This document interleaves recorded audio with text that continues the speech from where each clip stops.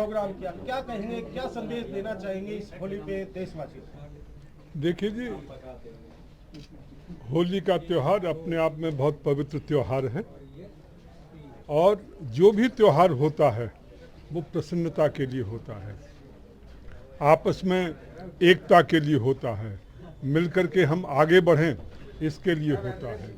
इस अवसर पर मैं सभी देशवासियों को कहना चाहता हूं कि हम लोग एकत्रित रहें, इकट्ठे रहें, मिलकर रहें और मिलकर हमारे देश की, चाहे वो भ्रष्टाचार की समस्या हो, चाहे वो गरीबी की समस्या हो, चाहे वो बेरोजगारी की समस्या हो, चाहे वो अपराधों की समस्या हो, उसको हम दूर कर पाएं, उसकी होली जलाएं और देश को हम एक स्वस्थ, सुंदर, बहुत अच्छा देश हम बनाएं। ये इस दिन का आज इस आयोजन में पार्टी के पदाधिकारी और कार्यकर्ता भी शामिल हुए जी, क्या कहेंगे?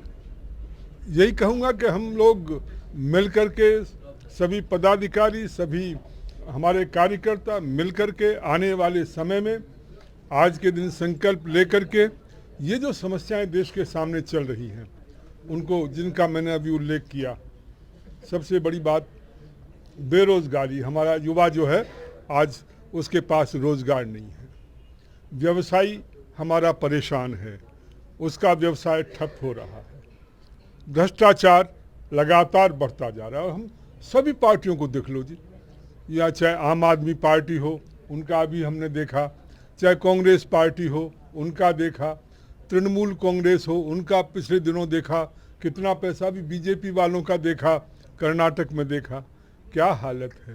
सब लोग भ्रष्टाचार में लगे हुए हैं, इसको रोकने की आवश्यकता है। अभी आम आदमी पार्टी के उप मुख्यमंत्री जेल के अंदर चले गए, शराब नीति को लेकर, अखबारी नीति को लेकर, उस पर राष्ट्रीय निर्माण पार्टी के राष्ट्रीय अध्यक्ष क्या कहेंगे? देखिए जी, हम तो बहुत पहले से जो है इस बात को कह रहे थे कि ये जो शराब की नीति जिस ढंग की बनाई गई है वो बहुत गलत है।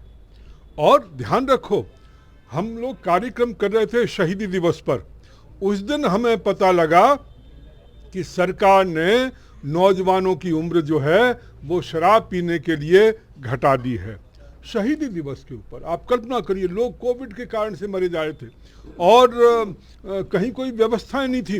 उस समय सरकार जो है हमारे नौजवानों को दारू पिलाने की प्लानिंग कर रही थी कि ये लोग जो हैं दारू पिएं। और जो भी नीति बनाई गई इतने गलत तरीके से बनाई गई थी, सबको दिखाई दे रहा था कि ये क्यों बनाई गई है।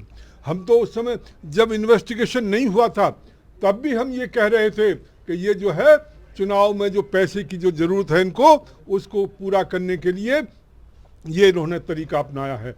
तो ये बहुत अच्छा हुआ, जो उन्होंने किया था वो बहुत जल्दी उनके सामने आ गया। आम आदमी पार्टी चाचा नेहरू के नाम से उप मुख्यमंत्री को कह रही थी कि ये चाचा नेहरू है शिक्षा के क्षेत्र में, और आज जेल में है।